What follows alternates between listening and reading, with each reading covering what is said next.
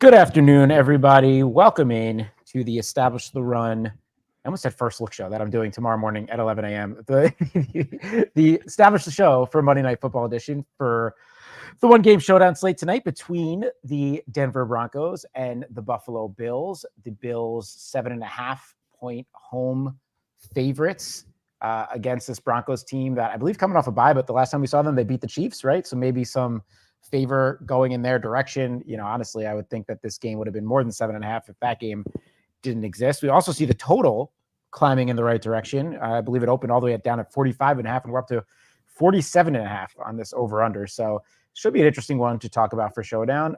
Joining me, as always, is the great Cody Main. Cody, how you doing? You know, when I pulled up the slate and saw 45.5 after the 35.5 point total we saw last night between Jets and Raiders, that ended up, of course, falling short in a truly horrendous football game. I saw 45.5 and I was beside myself. I was so excited. So to see that it's climbed up all the way up to 47.5 has me optimistic that there might be some offensive fireworks tonight. And as you mentioned, Broncos coming off of a bye and a win over Patrick Mahomes, some positive momentum for them, you hope. You know, I kind of thought this thing would be closer to 10, maybe 9.5, 10. And to see it at 7.5, maybe we will get a close, exciting back and forth football game tonight. Yeah, someone thinks this game has a chance to stay competitive, right? If it's going up to 47.5 and still only within a touchdown, like they're thinking the Broncos are going to, keep their foot on the gas, which if you go and read Cody's Showdown article, which I have up here, I can't recommend enough. Cody kind of talks about how, hey, Sean Payton will run an offense that the game dictates. He's not necessarily going to lean. I mean, he'll probably prefer to lean run heavy, but he's not going to, he'll do what the game environment dictates, and by all things, what we assume to be a spot where the Bills should be able to score, right? I mean, yes, the Broncos defense is not the horrendous team that we saw for the first 5 weeks of the season, but I still don't think this is a good defense by any means. The Bills have an implied 27.25 points. That is second highest on the entire week, only behind the Dallas Cowboys of yesterday, who of course went out and scored 49 or whatever they did. So certainly an opportunity for points here, Cody. When you were writing up that said article and kind of diving into this game, anything that stood out to you or anything you want to talk about from a construction standpoint before we dive into positions? Yeah, I think two things from a construction standpoint. Salary, as we were kind of talking off air, it's fairly loose, but it's fairly loose because of a couple of pieces, as we'll get to. Adam Troutman, who we expect to be the Broncos tight end one tonight, is the stone minimum on DraftKings. If that is the punt du jour of the night, then so be it. And then you also have Samaje Perine, who is still involved as a pass catcher at 1,800, and Latavius Murray at 1,400, assuming Lenny Fournette is not active. So those three pieces do kind of keep salary loose. But if you remove them from your player pool, if you're not playing them in the single lineup that you're playing or the handful of lineups that you're playing, then it does become quite tight. So I think those three guys will end up getting played quite a bit. And because you have them, on both sides, you have Troutman at 200 and Samaje Perine at 1,800. And then you have on the other side, Latavius Murray at 1,400. Because you have those spread out across both offenses, I do think the roster construction is going to be a little bit more balanced. But as you can see in the table on the screen, 32.5% 4-2, 4 Bills, 2 Broncos, 15.6% 5 Bills, 1 Bronco versus just 1.1% onslaughting the other side. I think if anything, these numbers likely get a little bit blown out. The field kind of is apprehensive to play the 3-3 roster construction a little bit as it's become more common, as it becomes more duplicated. So I think you'll see a few percentage points come off that 3-3 roster construction, maybe funnel a little bit more towards the Bills onslaughts. So as I'm thinking through this in small and large field tournaments, if I want to play that, I need to be cognizant of the pieces that are in those onslaught lineups. And if I just want to try and get different from a roster construction standpoint, maybe I lean into the Broncos keeping this thing a little bit closer than the 7.5 point spread indicates. Maybe their offensive options are a little bit more condensed, and you can get some of those Broncos funneling into winning lineups. And I think if you want to play that route, it's going to be very low owned, the 4-2 Denver side, or 2-4, I should say. So I like thinking through those different kinds of roster constructions in different ways. I don't want to completely cross off the 5-1 stuff, even if I think it gets steamed a little bit. I just want to try and be smart about how I'm playing it. Yeah, I think that's a great breakdown. I was ready to sit here and say to you, I'm so annoyed that DraftKings made Adam Troutman the stone min. Like, how can they do that? The guy's out on the field like all the time. That's really annoying. And then you look at his box scores, and he's basically been the tight end one all season. I think Dolchich came back for like a cup of coffee. And we have 4 goose eggs on the season and 2 games in week 6 and 7 where he's 1.4 points and 1.5 points. Now, of course, if studs hit and he had that 1.5 points at 200, we've seen that be optimal before. However, very hard to get there with a goose egg. We've seen that every now and then before in Showdown as well, but very hard to be optimal. It happens more in basketball, I should say, in the playoffs, like Showdown, where goose eggs will be optimal. So I'm not as enraged as I thought I was going to be that he was only 200 when you take a look at that back score. Yao asks if I would make any rules concerning the cheap guys in 150 sets. Happy to take that question when we get towards the end. I think tonight probably, but Cody, we'll talk more about that a little bit here. Okay. Let's start at quarterback, and we love a Josh Allen slate on Showdown. We seem to get them a lot, but that's okay. It's much better than getting like Tyrod Taylor or Kenny Pickett or Tyson Bagent or whatever. Tommy DeVito, God. So Josh Allen, 81.1% total ownership, 21.4% captain ownership projected right now. 12.6 seems efficient at the least, if not potentially underpriced, considering he's fantasy's QB1 right now. How are you handling one Josh Allen tonight?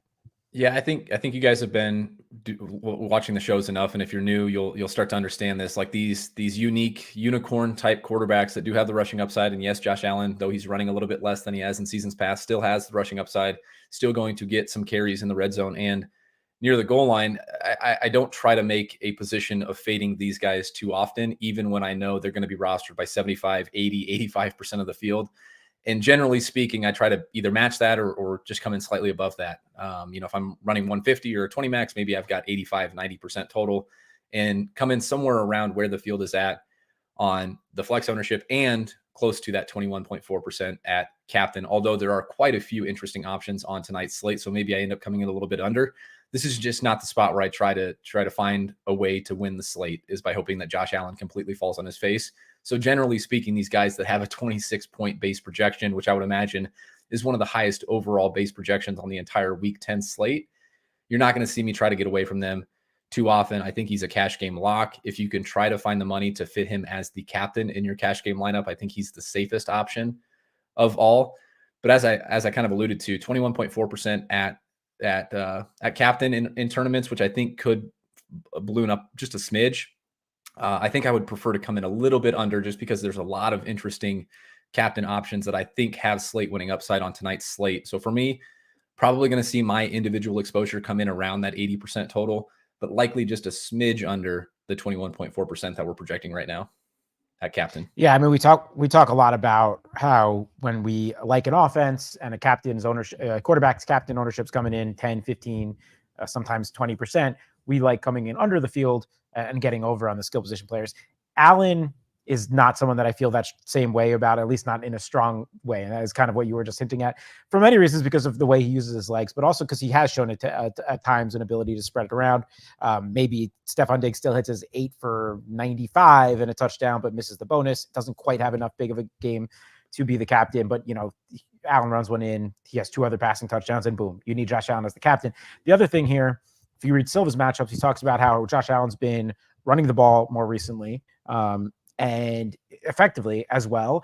And, the one thing that we were sure about, and we'll have an interesting conversation about James Cook in a minute, but the one thing we were sure about this Broncos defense that you've been able to just dominate all season is running the ball. And so I wouldn't be surprised if we see more design runs for Josh Allen tonight. Obviously, he's got the threat to run a couple in the red zone area. So hard to fade Josh Allen in any format for me tonight. And I would not blame you at all, even at 12.6, if you straight up press the lock button in your build. I don't think that's crazy at all.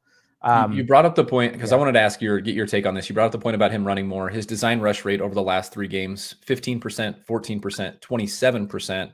And same thing with the scramble rate, up 9%, 9%, 11%. So you are seeing more rushing attempts from Josh Allen. Do you think that's sticky? Do you think that's something to do with maybe just a slight change in offensive philosophy? I know that Leone's talked about this. He's tweeted about this, that like in Buffalo locally, there's concerns about the Bills offense, but like if you look at any advanced metrics, EPA, success rate, any of that, the Bills are still like top 3, top 4, top 5 in most of those metrics. So I don't think that there's any real need for them to change what they've been doing. It just, the results look a little bit worse than maybe they should. So maybe they're ending up on the wrong side of variance a little bit. But do you think there's anything to him running a little bit more lately?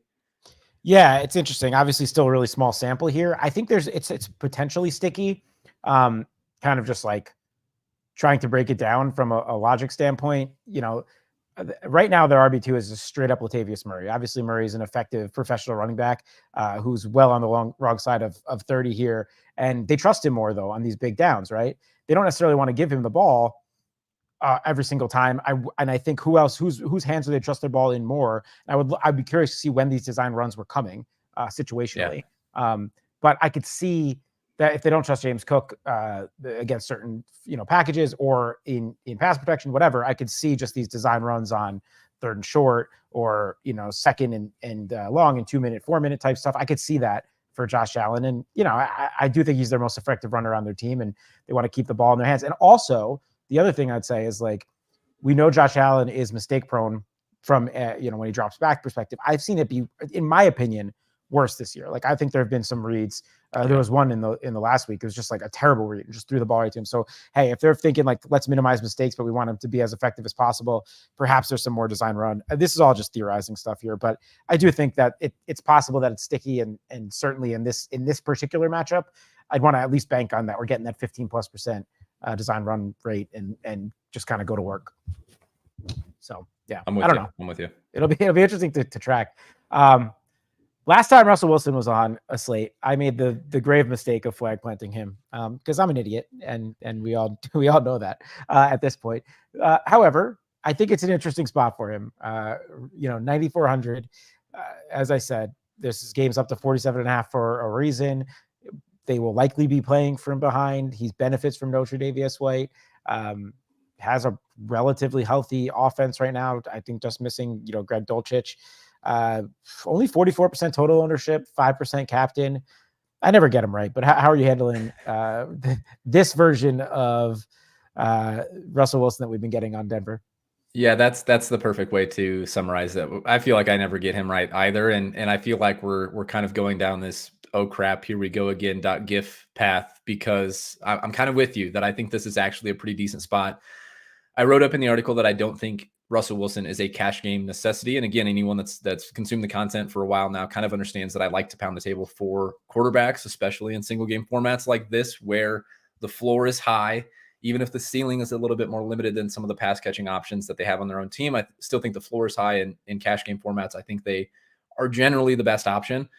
However, with the Broncos, you have some options who we'll get to in a second in the skill positions that are very cheap or just a little bit underpriced. I shouldn't say very cheap, but you have Javonte Williams, Cortland Sutton, Jerry Jeudy, who we'll get to, who I think also make a cash game contest case.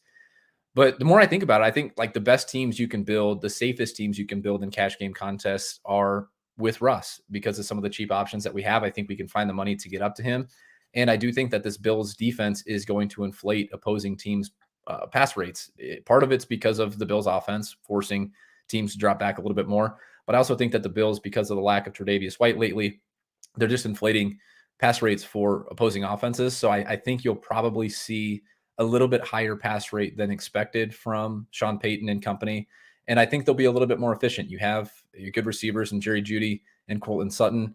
I think the addition to Brandon Johnson on IR, while unfortunate for him, and we're never rooting for injuries, has opened the door for Marvin Mims, who I think is a more efficient wide receiver 3 than he was. And I think just the culmination of all of those things kind of sets up for a good spot for Russell Wilson tonight. So for me, I'm thinking about yes in cash game contests, if you can make it work from a salary perspective. And then how I'm thinking through him in tournaments as well is most likely reserved to flux interest only. You see a huge disparity between his captain ownership and Josh Allen's captain ownership. I think that's probably right. I would, in fact, even come in a little bit below that 5.7% and really just try to focus in on getting Russ at flex in lineups that either, have a Broncos pass catcher also in the flex and more importantly, a Broncos pass catcher at captain as well. So that's kind of how I'm thinking through Russ.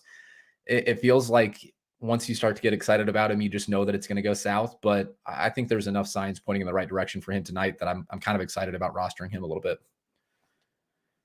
All right. I'm not going to add anything because, I'm not worthy of a Russ opinion at the moment. Other than he's been okay this season. All right. Yeah. Getting a lot of questions already about running backs. So let's go to running backs here. Let's start on the Buffalo side. And I said we're going to have an interesting conversation about James Cook because I was worried that Adam Troutman was maybe mispriced at 200. I am sure James Cook is mispriced at 10K. Not to say that he isn't a talented guy with a ceiling case. I think that's all there. But we've seen Latavius Murray eat more into his work over the last couple of weeks. We've seen Josh Allen certainly eat more into his work. We still don't get necessarily goal line stuff from James Cook. We still don't necessarily get 4 and 2 minute stuff from James Cook. He is their overall RB1 though, and he's involved in all facets of the offense. However, 10K is a lot. On the flip side, maybe that keeps the field off him a little bit. This is as good of a matchup as you get.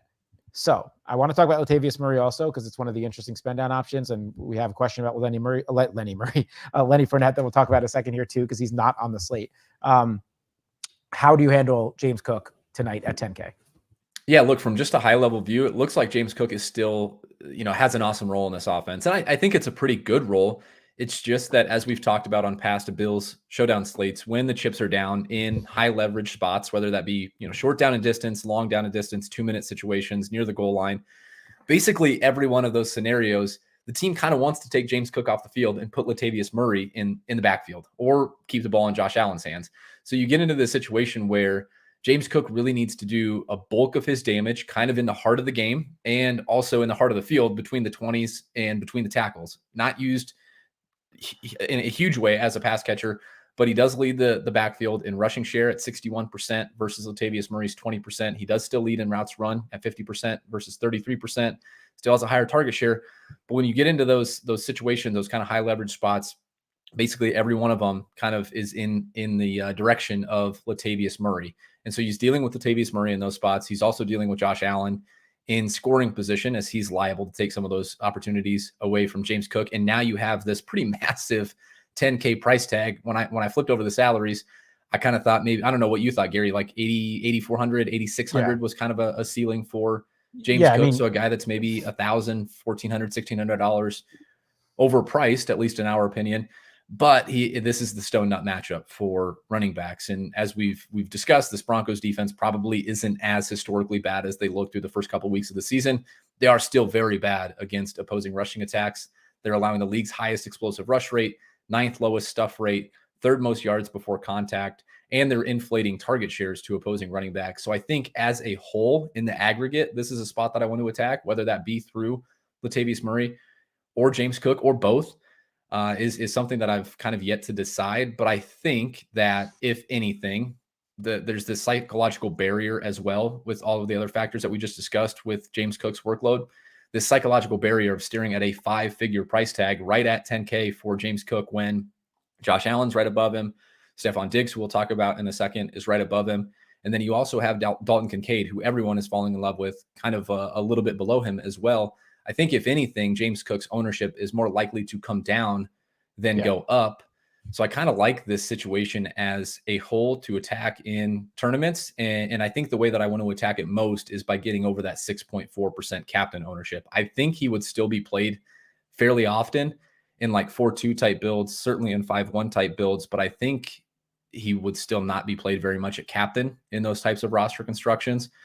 And if you do expect the Bills to go out and win, Bills go out and cover 7.5, there should be a fairly significant rushing workload on the table for James Cook. So I like getting over that 6.4% in the captain spot. It's exactly how I would approach it too, because I mean, first of all, last 4 of the last 5 games, single-digit DraftKings points. Okay, like there's a pretty low floor here. However, I think if you have to, if he's going to pay off this price tag, I think at 10K with, the amount of studs that are also on this slate, many that we haven't spoken about yet, I would, it's not impossible, obviously, but I don't think that he'd be appearing in flex optimals that often, at least not 30% of the time. However, I do think if he were paying off that tag, there's a good chance that he'd be over 6% of the time as a captain. So I agree. That's the way I would approach it. Do you know what he was last Sunday night against Cincinnati? I know we didn't do a show for Bills Bengals or whatever. Give your Latavius Murray take and I'll pull it up. I've got it not in front of me. So the Murray thing's fascinating. And we had somebody in chat ask about Leonard Fournette and if that's baked into kind of Murray touches or whatever. We have not heard anything on Leonard Fournette. And Cody kind of wrote about this in his article. Really hard to kind of project this out. However, Cody had also just mentioned, it seems like the coaching staff is pretty comfortable playing Latavius Murray on these high leverage situations. I don't think Leonard Fournette, who signs 2 weeks ago, is ready to kind of take over any meaningful role, despite him being on this roster. We don't even know if he's going to be active tonight. We don't know anything. So I do think Latavius Murray at 1,800 is a very reasonable spend down option. Potentially my favorite of the three we were talking about before, which is Latavius Murray, Samaje Perine, and Adam Troutman. The issue here is we've also seen no semblance of a ceiling. In week 2, he had double-digit points. Besides that, he's been like right between 2 and 5 points. However, if there's a team in which he would break a run for, in my opinion, it would be in this matchup. So at 1,800, if I want to try to get exposure to this run game in some variety, probably in most lineups, I want either Josh Allen, James Cook, or Latavius Murray. It's pretty obvious, but that's kind of the way I would approach it. I think that's pretty sharp. And I think what you can do to try and get your, boost your exposure to both is in lineups that do not include James Cook, boost Latavius Murray. And that could be something small to start with. You start with 8% or wherever you want to go with that, and then try to get kind of overweight on both of these guys. I think Latavius Murray is cheap enough that he makes enough roster constructions work if he comes in close to that baseline projection that we have for him at 6.1%, at 6.1, that you don't necessarily need this massive ceiling. Double digits you'd be doing backflips if you got double digits from Latavius Murray, which it would be one goal line attempt and then 30 yards somewhere else throughout the rest of the game. So I do like Latavius Murray. He's out there enough in high leverage spots against a very bad run defense that I think I would want to get over that 17.6%. Not somebody even at this cheap tag that I'm really interested in at the captain position, but if I came in at 20, 25, 30% total ownership, I would feel pretty good about that Latavius Murray exposure. Back to your question on James Cook's price tag. Do you want to guess what his price tag was against the Bengals before I tell you? Yeah, I would imagine that they brought him down after single digits. So, but I don't know, 10-2. Like I really don't know. He was 6,200 in that game. Wait, what? Yeah. Why is he 10K tonight? Just because of the matchup?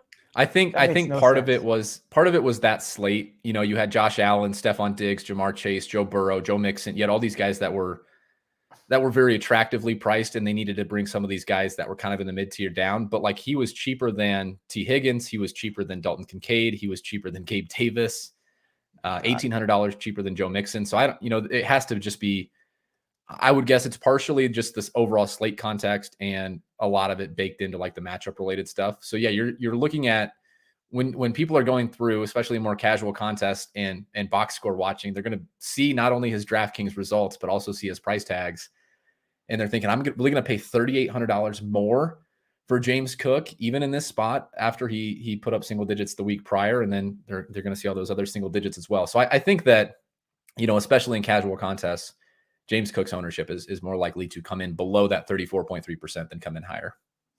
We do have breaking news into the show. 20 minutes ago, Leonard Fournette tweeted, "My time coming, #Bills Mafia." So, it's coming. Maybe tread carefully. Who knows? We'll have to. He has to be activated. I think we get that news by 4:30 Eastern time. So that should be coming soon. Obviously, our projections will update. Leonard Fournette is not on this slate. But right. Leonard Fournette being activated would drastically change the outlook for both of these running backs. For Latavius Murray, of them. And I think both of them. Yeah. If we think that there's any chance he gets, I don't know, 15% of snaps even or whatever, I think it impacts because like someone that can catch the ball right on the Cook side of things, and certainly someone that can pass protect on the Latavius side of things. So I highly doubt that he's getting any kind of meaningful workload in his first game as a Bill, but something to keep our eye on. And Chris says he's basically the same price on FanDuel as Lenny. So I guess that's an option for you if you're playing over there. Now you would have a 3-headed backfield, and you're right. Lenny probably would not eat into that workload too much, but now you have a 3-headed backfield that also is contending with Josh Allen for goal line carries. Right. You almost have a 4-headed backfield there. It becomes much more difficult than if it's just James Cook and Latavius Murray, even if we don't expect a huge workload for Lenny. All right. So keep your eye on Leonard Fournette's Twitter. Maybe we'll get some more information from the source because you really can't find anything on him. No, there haven't been beat reports. There haven't been practice reports. There haven't been activations. So, I think the timeline is 4:30 Eastern. We'll know then if he's going to get activated. All right. So 2 hours. Okay. Broncos backfield. Things certainly trending in the right direction for Javonte Williams before the bye. It looks like Sean Payton's finally bought into him as their most talented back. I know they were flirting with Jaleel McLaughlin, getting basically split work there for a couple weeks. But then last few weeks, especially after in that Chiefs game, Javonte Williams certainly emerging as the alpha here, which is good to see. I still think a very talented back. The more we get separated from the ACL, the more explosive he could be. And his tag at 7,200, that seems really good to me compared to James Cook's 10K. So what are you thinking about Javonte Williams tonight? I guess before we kind of talk about these secondary guys. Yeah, I guess this would kind of be a bet on matchup and a bet on talent here, or I should say a bet on volume and a bet on talent versus the kind of the other way with James Cook, where we're kind of betting on matchup here. Right. Javonte Williams' volume has been trending in the right direction over the last 3 weeks. His snap share is up from 35% to 53% to 66%.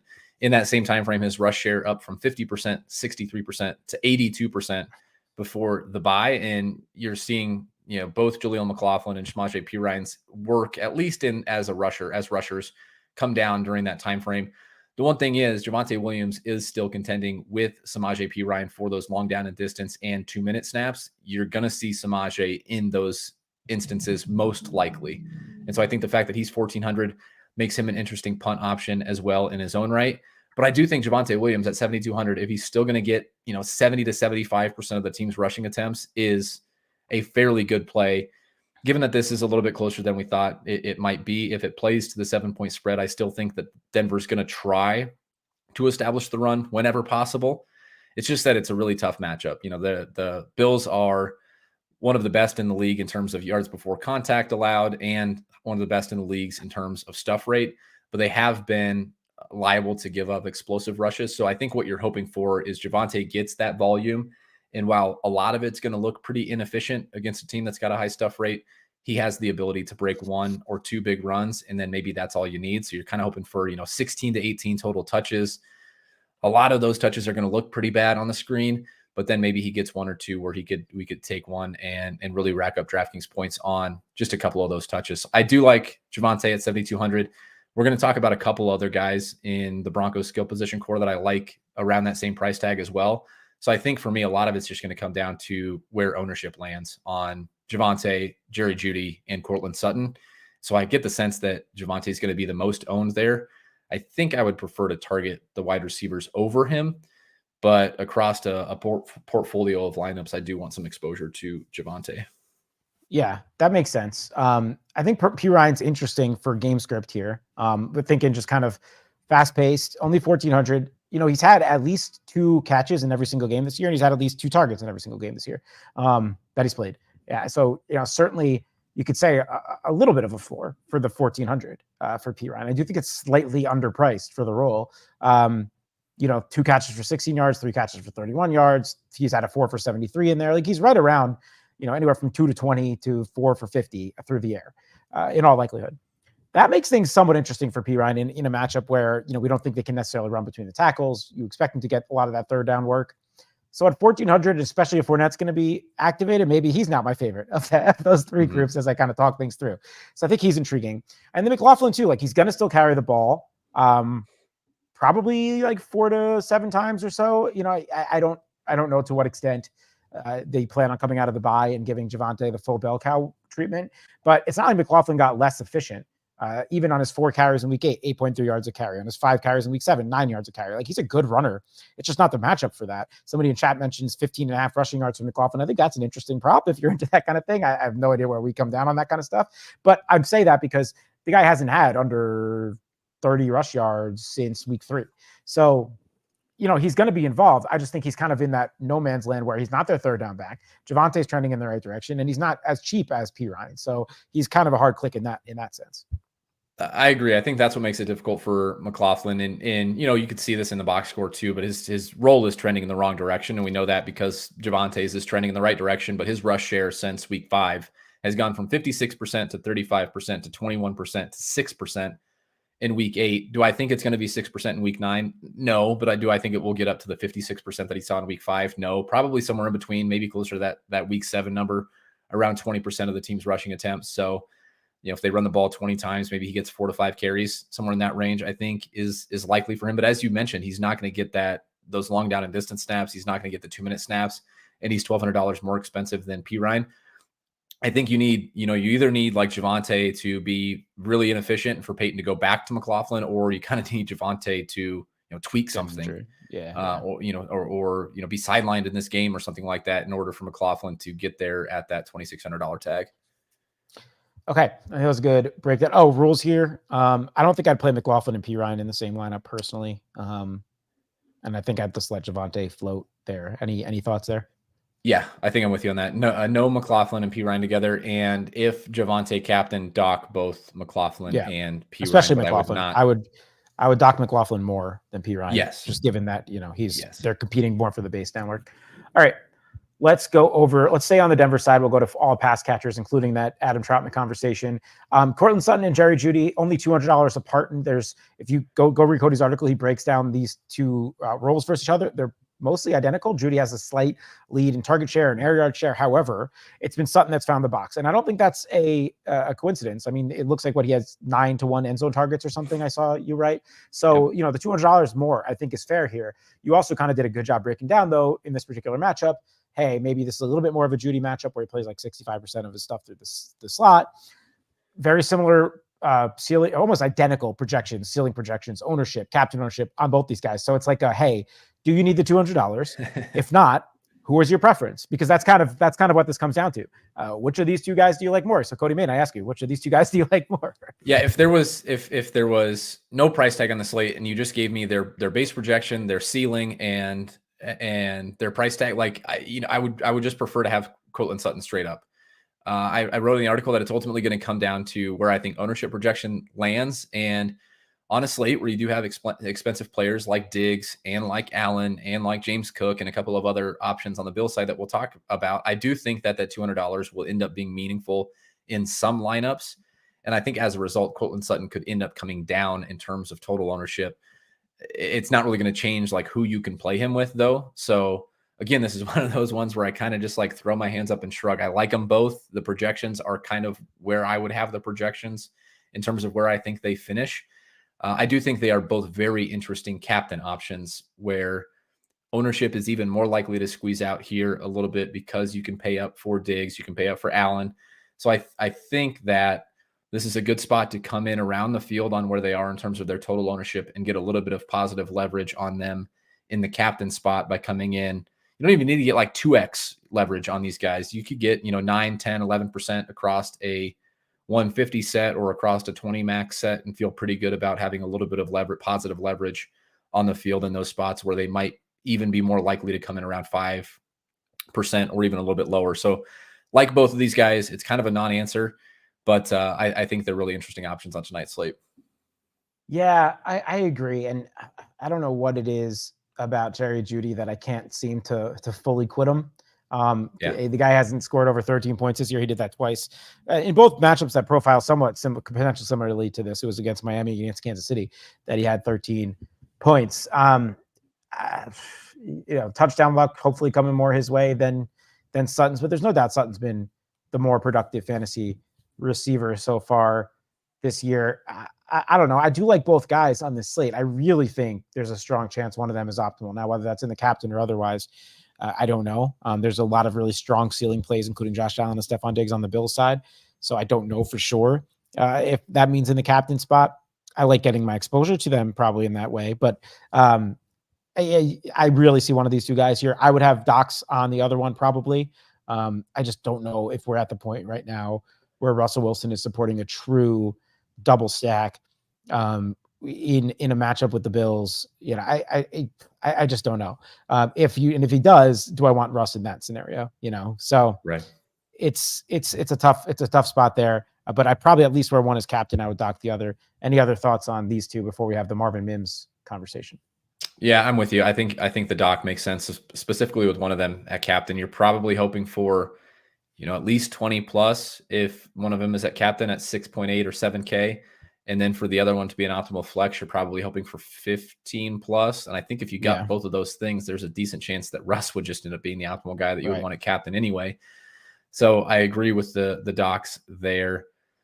Man, I wish I could give a better answer because I do think this is kind of an important spot on the slate. And as I'm thinking through it more, maybe this is one of those spots where you just have to take you almost have to take a stance here, because it's going to be tough to get around the field or over the field on both of these guys with all the other options that we like on the slate. I prefer Sutton. If I was building one lineup and I needed to have a Bronco pass catcher in that lineup, it would be Sutton for me. I think he's a better receiver. I think the role just as a red zone and goal line threat is more sticky than it is fluky. And so I prefer to have Sutton there. I also do think there's a minimal chance, but I think there's a better chance that his ownership gets squeezed out a little bit. So for me, I want to give an answer. For me, it would be Sutton over Judy if forced to choose only one. All right, well, I'll take the other side. Slightly for me on Judy here as hey, this guy's due for a big game. We saw, was it 2 seasons? I don't know, a couple games where he just kind of has 2 explosive, huge plays, and that gets it done for him. Bills are a little bit more vulnerable in the slot. Maybe he just breaks a huge 180-yard touchdown, something like that. I think he's due for that. But hey, Cody, maybe the answer is you play one of these guys with Marvin Mims if you believe in this Broncos offense. Marvin Mims, who, to the frustration of all best ball owners, of all draft nicks, of everyone, all he does is produce and earn targets when he's on the field. But Sean Payton, for whatever reason, refuses to play him. However, we're coming off the bye week.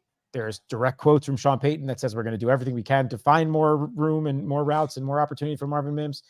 He's only 3,800. Talk about a big play threat. He is certainly that. Do you believe the narrative, Cody? And what is your interest level at a 3,800 Marvin Mims here coming up? Boy, it sure feels like everything's trending in the right direction for a Marvin Mims breakout, doesn't it? Because you have the quote, the direct quotes from Sean Payton, as you alluded to, where he said, we're going to work our tails off to move that needle to where Marvin Mims, that is getting opportunities. This is coming off a week 9 bye. I know Silva's talked about this a bunch. We always kind of talk about the post-rookie bye week breakout, where these guys get another week, get a full week of practice, and it's a spot where maybe they get a little bit more involved offensively. And then additionally, this is less narrative-based, but you had Brandon Johnson go on the IR following 35% route participation in week 7. So coming out of that, we had Marvin Mims increase his route participation in week 7 to 45%, and then up to 41% in week 8 as well, after kind of being around 20 to 25% in games prior. For portions of this season, Marvin Mims has had kind of this sick role where he does get a bunch of design targets, or a bunch, relatively speaking, I should say. He gets some of these design targets that are at or around the line of scrimmage, just in an effort to get the ball into his hands, because he is a playmaker. But he's also getting some of these deep downfield targets, which, if you can combine those two things at 3,800 into a more full-time role, and we're not even asking Marvin Mims to be out there for 100% of the routes, closer to 60, 65% of Russell Wilson's dropbacks, then you get this combination of where he's going to get 2 or 3 targets at or near the goal, or at or near the line of scrimmage, where his PPR volume is going to be a little bit inflated, and you're going to get some of these deep targets downfield, 15, 20 plus yards downfield, that can really elevate his ceiling as well. I think if those things came together, there is a massive ceiling for Marvin Mims, and especially at 3,800, where you don't even need 20 plus for him to pay off that price tag. Somewhere in the low teens to mid-teens would be a great score for Marvin Mims in this spot. We're not seeing a ton of ownership, simply because of some of the options that are priced below him, and you have the kind of the defenses and the kickers kind of priced in this range as well. So I do think we're going to see, maybe 15, 16, 17%, but I think it's going to be fairly muted. And I think as a result, Marvin Mims is a pretty dang good play.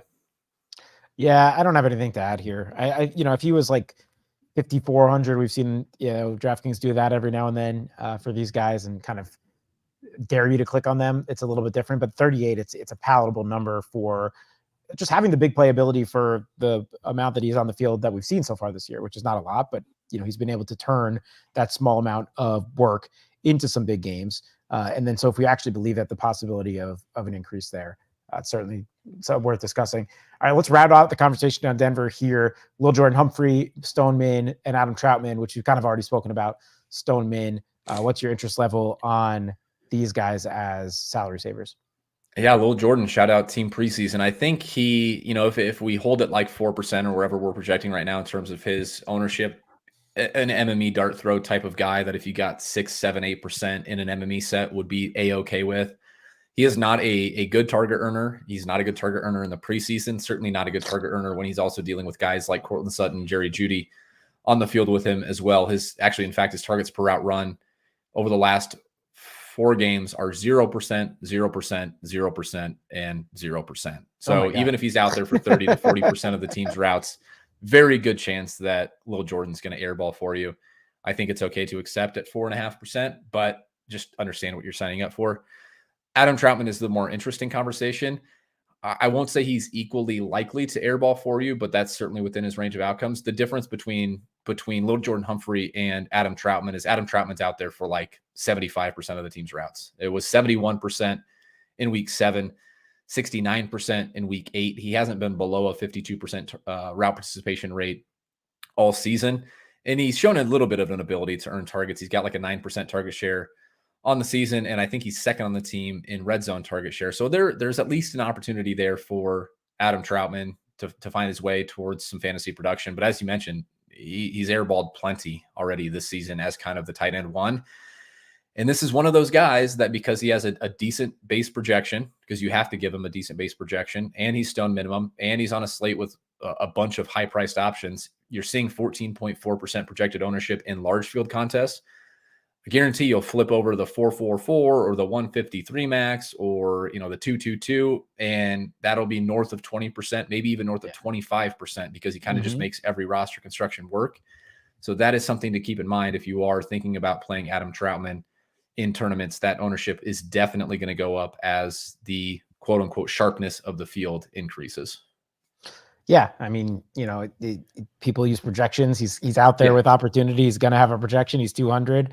There's a chance that he has 2 for 30, and that could, especially in a small field, you'd be very happy with that.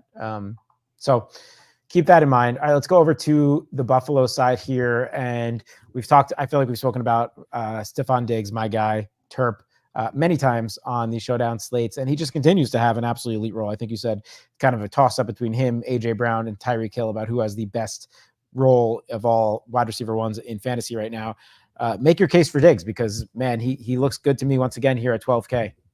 Yeah, it's going to be tough to make Diggs look bad at any point. As you mentioned, it's Diggs, AJ Brown, Tyreek Hill in terms of like the three guys that have the most voluminous, most attractive roles in the entire NFL. And you add in Stefon Diggs' talent, and you add in Stefon Diggs' quarterback play, and you add in Stefon Diggs' offensive coordinator's propensity to throw the football. It's a freaking fantastic role. He's 6th in the league in weighted opportunity rating on a 31.7% target share, 41.3% air yard share. He's going to get somewhere between 10 and 12 targets most likely. And, I know there's the shadow matchup with Pat Surtain on deck tonight. He is going to, avoid him some because he's going to travel into the slot a little bit. But that doesn't bother me with somebody as good as Stefon Diggs and somebody as talented under center as Josh Allen.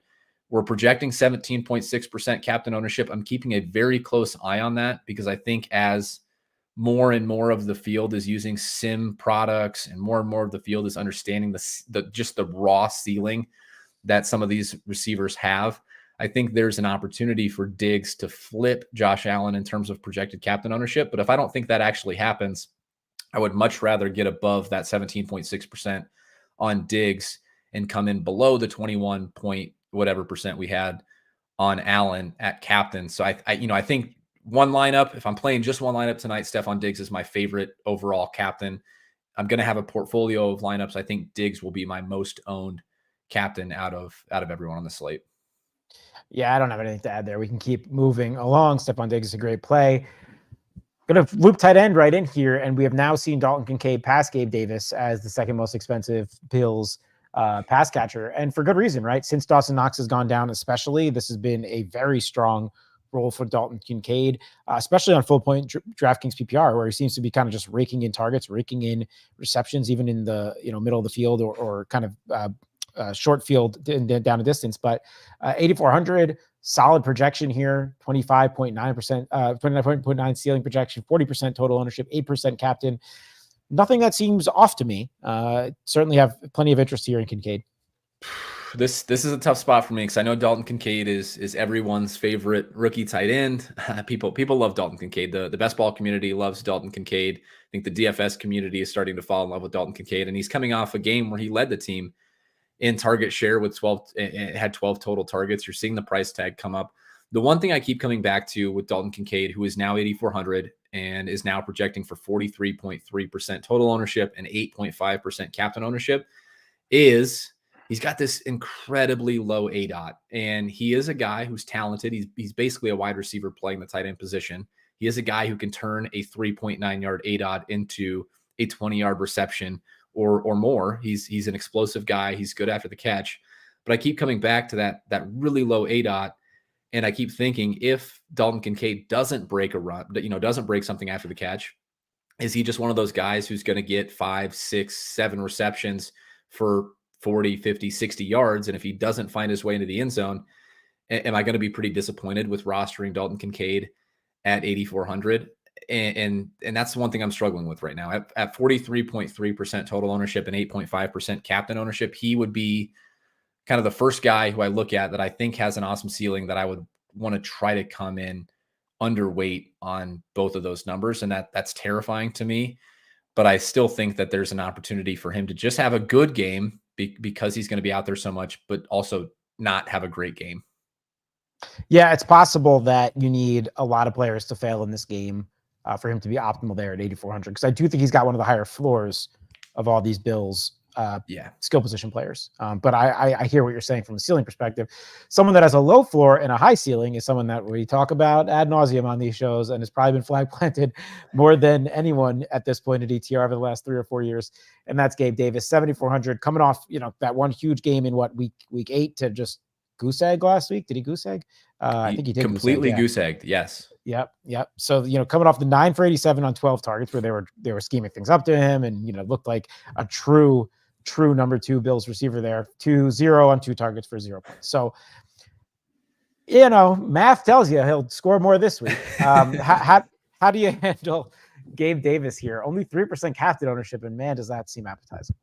I think someone tweeted out like a Gabe Davis troll report for season long, because you can see like his start percentage in ESPN fantasy leagues. And so like when his start percentage is high, his fantasy production is low. When his start percentage is low, his fantasy production is high. And that translates from season long to DFS, baby, because it feels like whenever you want to get excited about Gabe Davis, he lets you down. And the moment you jump off is the moment that he goes 9-87-2 or whatever it was. And I think the one thing that was most frustrating, jokes aside, about Gabe Davis in week 9 was that you're right. In week 8, it looked like they were scheming things up to him. He had a little bit lower ADOT, which was awesome to see because it really elevated his PPR floor. And he was still getting some of those deep targets as well. So it was kind of this nice mix of some shorter area throws for Gabe Davis, but also he's still kind of our primary deep threat. And it was this really awesome role that resulted in kind of a slate winning type performance that we've been chasing from Gabe Davis for so long. And then it kind of just completely fell off in week 9. I don't think those things are sticky week to week for Gabe Davis. He's always going to be a very, very, very volatile wide receiver too, that needs to be, he needs to really run pure on catch rate, because most of his targets are going to come deep downfield. There's not going to be a ton of targets, but you just hope that he is efficient and catches some of those and ultimately needs to house one of them or more in order to be optimal. At 7,400, with Javonte Williams cheaper, with Jerry Jeudy cheaper, with Cortland Sutton cheaper, with Dalton Kincaid only $1,000 more, I feel very confident tonight that Gabe Davis is not going to be highly owned in tournaments. And I'm going to do it again. I'm going to go back to the well with Gabe Davis and hope that I don't get the bagel performance that I got in week 9, and hope I get, the 20+ point performance that we saw in week 8. Just understand that you are getting a very volatile wide receiver. You just have to know that like these are the spots that we want to take advantage. So for me, as I'm looking at this, I'm probably going to end up closer to like 6 to 9% on Gabe Davis's captain ownership, and probably somewhere closer to 30% at total ownership in terms of across my lineup portfolio. Oh, you're a wimp. Let's go. Yeah, you're not going to see me. You're not going to see me do this thing where I'm like all my eggs in one basket on Gabe Davis, and then he goes out and has 2 targets and 0 receptions. But I do want some positive leverage don't here. I think it's know. a good spot. There's just no such thing as a slam dunk with Gabe Davis, even when he's 3% owned to captain. I don't know. Sertan on Diggs. Everyone's on Kincaid. This is, come on. You want to do 25% captain, 30% captain. I don't need to be talked into Gabe Davis. Don't talk me into Gabe Davis any more than I already am. Do you need to be talked into Khalil Shakir, though, who's really established himself as the true wide receiver 3 here over the last couple of weeks? Yao in chat saying, are we really getting a 5% Khalil Shakir captain case here? Give me the Shakir shtick, if you will.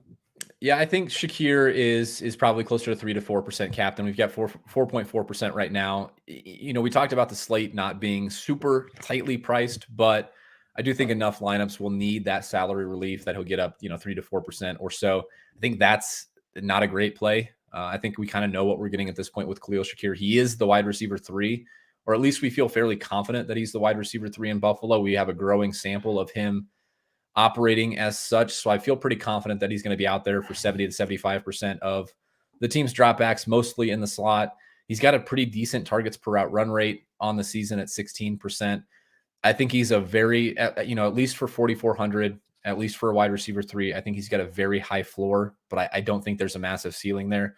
He is the second Bills pass catcher that I look at and see 28.8% total ownership and 4.4% captain ownership and think, there's going to be some uncomfortable spots that I'm going to have to come in underweight on. And I think he's another one of those uncomfortable spots that I'm going to have to come in underweight on. It wouldn't be a drastic position for me because I'm, as Gary astutely pointed out, that I'm kind of a chicken. But I think for me, like 20%, 15 to 20% Khalil Shakir across an MME set feels like a pretty solid number. All right, I'm going to keep this moving. If you guys have questions about the second and third or tertiary Bills guys, you can ask in Discord. But I have to get going soon. Let's go to DSTs and kickers. Cody, looks like we do have a 5K kicker again in Tyler Bass, 5K defense in Bills defense. We've had the chat talking about Von Miller revenge game. Is that something you get yourself into? Oh, no, I asked it again. Von Miller revenge game, Bills defense captain. I guess start with the defenses. How are you feeling about those guys? Yeah, we saw the 5K kickers get paid off last night with Daniel Carlson and boy, I'm going to forget the other one. Greg Zuerlein, Greg the Leg. They both were in the optimal lineup last night, I think scoring 14 and 16 points respectively. I don't see that type of game happening tonight. I have my own concerns about the Denver offense as a whole. And I think that, as we've kind of alluded to on previous shows, Gary, I think the Bills have enough finishers that Tyler Bass is not going to get as many field goal opportunities as maybe we would hope. The opposite of finishers was what we saw last night with the Jets offense and the Raiders offense. They would get Thursday into night, position. We completely undershot the Pinheiro versus whatever the Bears dude was on that Thursday night. We messed that one up. But go ahead. When you don't have finishers, you have a good enough offense to get into the red zone. And this has kind of been my thesis now on kickers lately. And I'm sure it could be backed up by data if I had the ability to look at some of this stuff. But like these offenses that have finishers, the 49ers, the Eagles, the Bills, these teams are just converting touchdowns at such a high rate. You could look at this stuff and back it up by the math. But I think the Bills are going to convert enough of their red zone opportunities or scoring opportunities into touchdowns that you're more likely just to get a bunch of extra point opportunities from Bass, which is not a good thing at 5,200. So I don't have a ton of interest there. Kind of a similar situation with Will Lutz, just looking at a team that's got a lower overall team total. So not a ton of interest in Will Lutz as the Broncos kicker. I think the Bills defense is interesting. Their ownership is, of course, going to get elevated because they are playing Russell Wilson. They are 7.5 point favorites. You generally see those things tend to happen. As always, my favorite way to play them would be as the part of like a 5-1 type onslaught. So if I've got 5 Bills, I would like to have the Bills defense in those types of roster constructions as opposed to not having them in them. So I like them just in those types of builds. And Broncos defense, not generally how I like to attack the slate, but I think they might go a little bit overlooked at 10, 11% ownership. I think they'll definitely get overlooked. And we mentioned, Josh Allen's willingness to air it out, certainly willingness to make mistakes as well. They need this game, I think, coming off that loss last week. So maybe he protects the ball a little bit more and certainly not a good defense by any means. So I don't love that at 3,200, but I think they're interesting as you just like a never know pick 6 type spot. Okay, Cody, don't really have time for questions here as we'll reach into the 3:00 Eastern time frame. But go ahead with your flag plant for this to wrap up week 10 here. Yeah, I'm not wasting any time. Gabe Davis, flag plant. He is going back to the well. After the week 8 performance where he went 20 plus, I think he ended up being the optimal captain. If he wasn't, he was close. Love it. You get the bagel in week 9, 2 targets, 0 receptions, 0 yards, 0 touchdowns. The Tony Snell performance, if you will. We're going back to it in week 10. We're getting 20 plus from Gabe Davis, I think, at 7,400. If he gives us 20 to 25, we've got a good chance at him being the optimal captain. 3.3% is just simply too low. Should be closer to 6, should be closer to 6, 7, 8%. I will have more than the field does. Sorry, Gary, I'm not going to go full lock or anything crazy like that, but I will have an overweight position on Gabe Davis. All right. Cody is a wimp, not willing to go 40, 50, 60% on Gabe Davis, but likes him nonetheless. All right. I was hoping James Cook would be like 8,500, and I would still think that would be overpriced, but I would be willing to plant my flag there. At 10K, it's just a little too hard for me. I like him a lot. I think it's a very good matchup and a good play, but there's too many variables, and that's too high of a price. So I'm not going to go the James Cook route. You took Gabe Davis. That means I go the Gabe Davis of the Broncos, and that's Marvin Mims. So give me Marvin Mims at 30, what is he, 3,800. Let's buy into the fact that, hey, maybe he gets some more work. And even if he doesn't at 38, I think a 1 for 70 and a touchdown, that's in the range, and that could very well get it done for you on Mims. So here you go, guys. We did 2 different teams, each a receiver that is like the second or third receiver or option on the team. Hopefully that gets it done for you all for flag plants. Cody, you have anything to plug Discord or Sims wise or anything else here? Yeah, any questions we didn't get to, if you guys aren't in the Establishment Run Discord, if I don't answer it, there's a ton of people in there grinding Showdown consistently, grinding, the non-prime time slates that I think have good information and good answers. So check out the Establishment Run Discord. If you are a subscriber and have not linked yet, please do that. And if you're not a subscriber and want to check it out, also please do that. And then the Showdown sim analysis will be going up immediately after we get off the show. We ran 50,000 simulations for this slate to just try to increase our bandwidth a little bit, try to capture as much as we possibly could from the 20,000 sims that we were running beforehand. It's been hugely beneficial to my own process. I know I've gotten a lot of good messages from people in Discord and from DMs as well. So if you guys have any interest in just kind of checking out a condensed version of some Showdown sim analysis, I think we have a pretty good article that will be up on the site shortly. So please give that a look. And if you have any questions or feedbacks or comments about the sim analysis, please feel free to shoot me a message as well. I think that's it. I think we also, Gary, flag planted 2 receivers that could very, very likely completely airball. Like we're live for 0 total fantasy points between our 2 flag plants. So hopefully that doesn't happen. Which is what we do. All right. So we will be back on Thursday night. A really fun one, Bengals at Ravens. We hope to see you all then. Best of luck to wrap up week 10 tonight. Thanks for tuning in, everybody. See you Thursday.